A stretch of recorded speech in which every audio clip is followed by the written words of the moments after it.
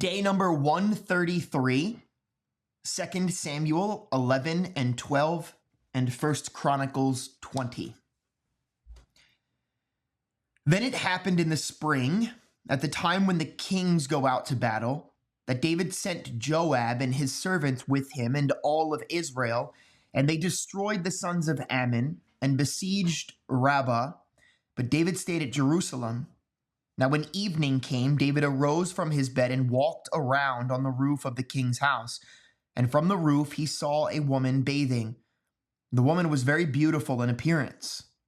So David sent and inquired about the woman. And one said, "Is this not Bathsheba, the daughter of Eliam, the wife of Uriah the Hittite?" David sent messengers and took her. And when she came to him, he lay with her. And when she had purified herself from her uncleanness, she returned to her house. The woman conceived, and she sent and told David and said, "I am pregnant." Then David sent to Joab, saying, "Send me Uriah the Hittite." So Joab sent Uriah to David.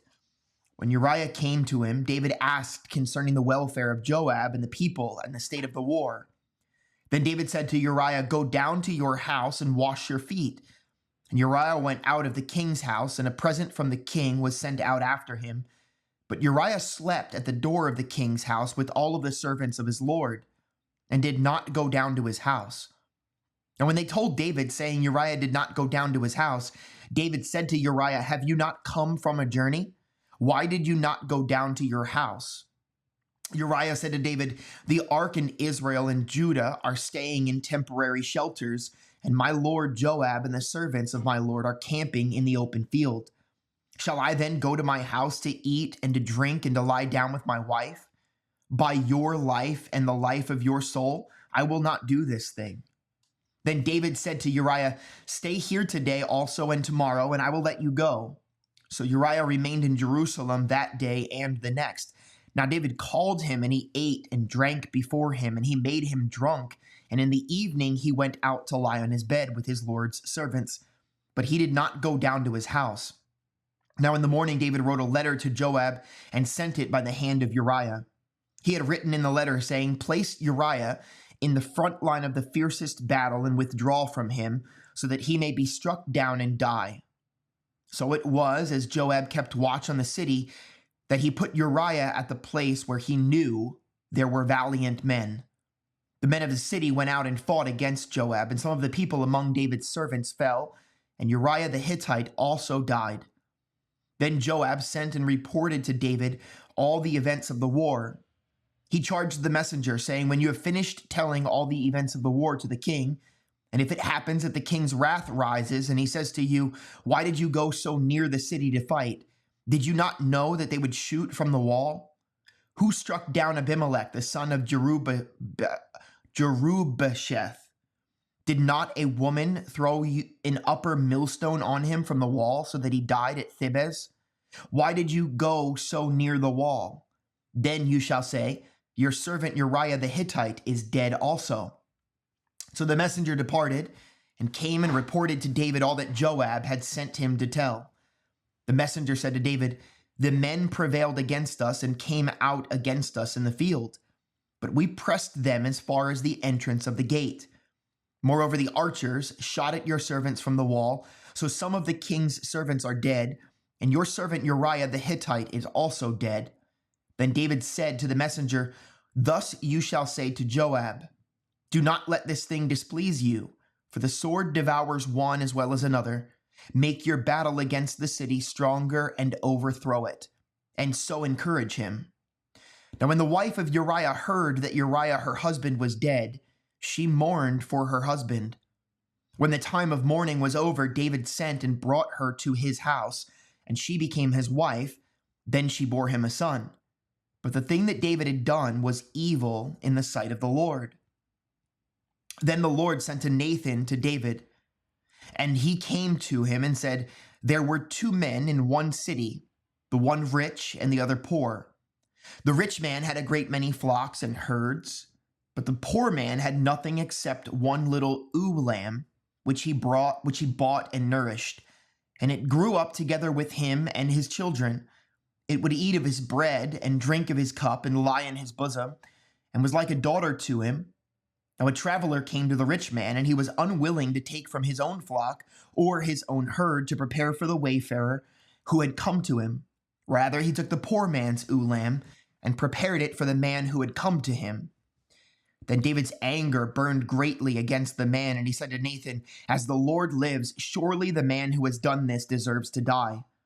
He must make restitution for the lamb fourfold, because he did this thing and had no compassion." Nathan then said to David, "You are the man. Thus says the Lord God of Israel, it is I who anoint you king over Israel, and it is I who delivered you from the hand of Saul. I also gave you your master's house and your master's wives into your care, and I gave you the house of Israel and Judah. And if that had been too little, I would have added to you many more things like these. Why have you despised the word of the Lord by doing evil in his sight? You have struck down Uriah the Hittite with the sword, have taken his wife to be your wife, and have killed him with the sword of the sons of Ammon. Now therefore the sword shall never depart from your house, because you have despised me, and have taken the wife of Uriah the Hittite to be your wife. Thus says the Lord, behold, I will rise up evil against you from your own household. I will even take your wives before your eyes and give them to your companion, and he will lie with your wives in broad daylight. Indeed, you did it secretly, but I will do this thing before all of Israel and under the sun." Then David said to Nathan, "I have sinned against the Lord." And Nathan said to David, "The Lord also has taken away your sin. You shall not die. However, because by this deed you have given occasion to the enemies of the Lord to blaspheme, the child also that is born to you shall surely die." So Nathan went to his house. Then the Lord struck the child that Uriah's widow bore to David, so that he was very sick. David therefore inquired of God for the child, and David fasted and went and lay all night on the ground. The elders of his household stood beside him in order to raise him up from the ground, but he was unwilling and would not eat food with them. Then it happened on the seventh day that the child died, and the servants of David were afraid to tell him that the child was dead, for they said, "Behold, while the child was still alive, we spoke to him, and he did not listen to our voice. How then can we tell him that the child is dead, since he might do himself harm?" But when David saw that his servants were whispering to get together, David perceived that the child was dead.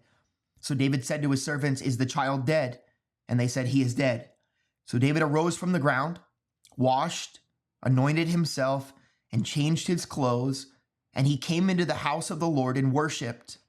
Then he came to his own house, and when he requested, they set food before him, and he ate. Then his servants said to him, "What is this thing that you have done? While the child was alive, you fasted and wept, but when the child died, you arose and ate food." He said, "While the child was alive, I fasted and wept, for I said, 'Who knows, the Lord may be gracious to me that the child may live.' But now he has died. Why should I fast? Can I bring him back again? I will go to him, but he will not return to me." Then David comforted his wife Bathsheba and went in to her and lay with her, and she gave birth to a son, and he named him Solomon. Now the Lord loved him and sent word through Nathan the prophet, and he named him Jedediah for the Lord's sake. Now Joab fought against Rabbah for the sons of Ammon and captured the royal city. Joab sent messengers to David and said, "I have fought against Rabbah. I have even captured the city of waters. Now therefore gather the rest of the people together and camp against the city and capture it. Or I will capture the city myself, and it will be named after me." So David gathered all the people and went to Rabbah, fought against it, and captured it. Then he took the crown of their king from his head, and its weight was a talent of gold, and in it was a precious stone, and it was placed on David's head. And he brought out of the spoil of the city in great amounts. He also brought out the people who were in it and set them under saws, sharp iron instruments and iron axes, and made them pass through the brick kiln. And thus he did do all the cities of the sons of Ammon. Then David and all of the people returned to Jerusalem. 1 Chronicles 20. Then it happened in the spring, at the time when the kings go out to battle, that Joab led out the army and ravaged the land of the sons of Ammon, and came and besieged Rabbah. But David stayed at Jerusalem, and Joab struck Rabbah and overthrew it. David took the crown of their king from his head, and he found it to weigh a talent of gold, and there was a precious stone in it, and it was placed on David's head. And he brought out the spoil of the city, a very great amount. He brought out the people who were in it, and cut them with saws, and with sharp instruments, and with axes. And thus David did to all the cities of the sons of Ammon. Then David and all the people returned to Jerusalem. Now it came about after this that the war broke out at Gezer with the Philistines. Then Sibbecai the Hushathite killed Sippai, one of the descendants of the giants, and they were subdued. And there was war with the Philistines again. And Elhanah, the son of Jair, killed Lahmi, the brother of Goliath, the Gittite, the shaft of whose spear was like a weaver's beam. Again there was war at Gath, where there was a man of great stature who had 24 fingers and toes, 6 fingers on each hand, and 6 toes on each foot. And he also was descended from the giants. When he taunted Israel, Jonathan, the son of Shimeah, David's brother, killed him. These were descendants from the giants in Gath, and they fell by the hand of David and by the hand of his servants.